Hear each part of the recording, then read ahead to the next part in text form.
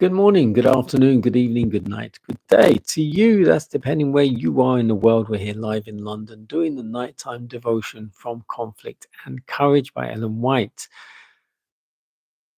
The title today, The Last of the 12. Sabbath blessings, one and all.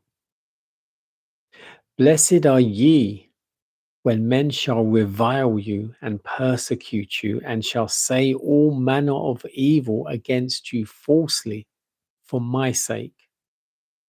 Rejoice and be exceeding glad, for great is your reward in heaven. For so persecuted they the prophets which were before you. And that's Matthew 5:11 and 12. John lived to be very old. He witnessed the destruction of Jerusalem and the ruin of the stately temple. The last survivor of the disciples who had been intimately connected with the Saviour. His message had great influence in setting forth the fact that Jesus was the Messiah, the Redeemer of the world.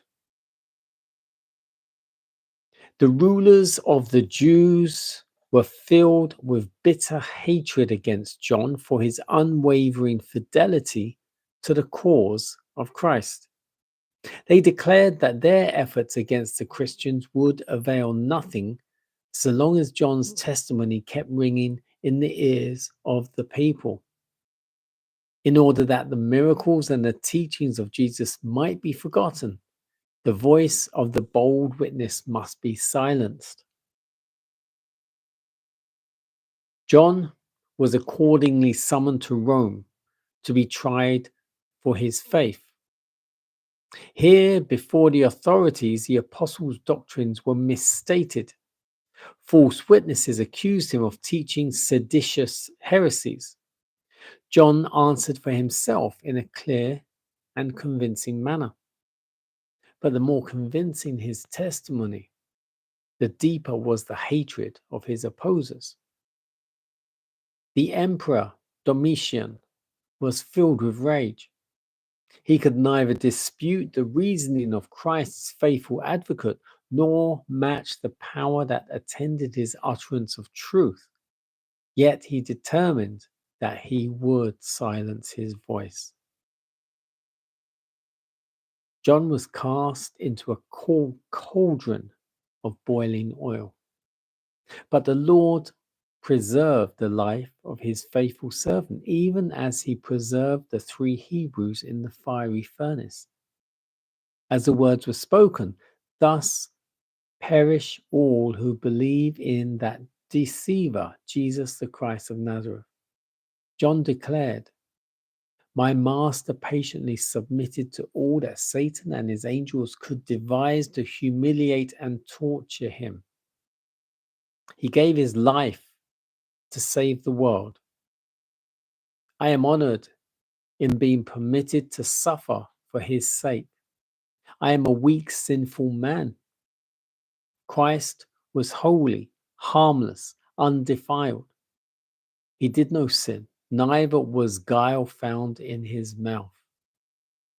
These words had their influence, and John was removed from the cauldron by the very men that had cast him in.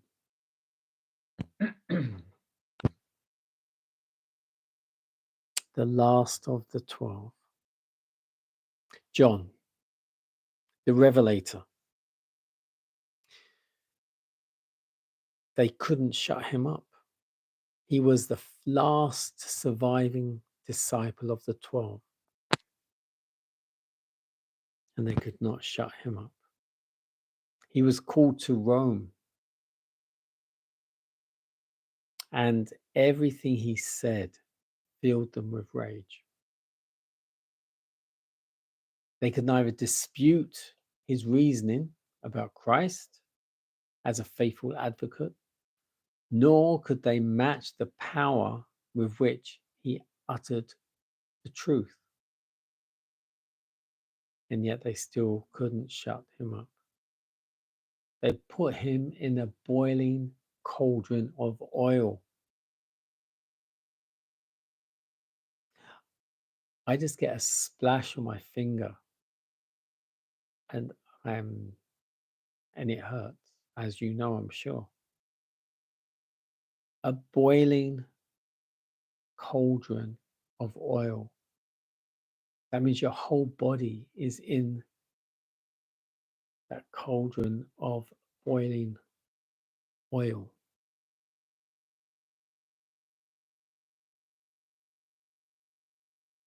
But he was preserved. Did he feel pain? We don't know. But he was preserved, just like the 3 Hebrew boys in that furnace. And even then, in that boiling cauldron of oil, he preached. He gave his life to save the world.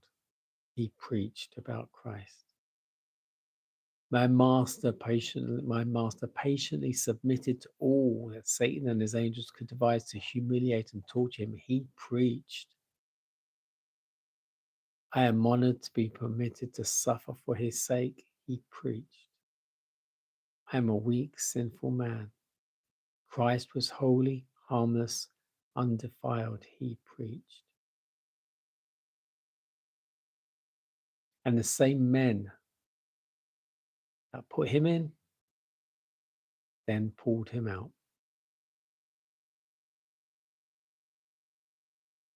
The same soldiers that crucified Jesus will be there at the special resurrection to see him come again and to know that he is the Lord and Savior.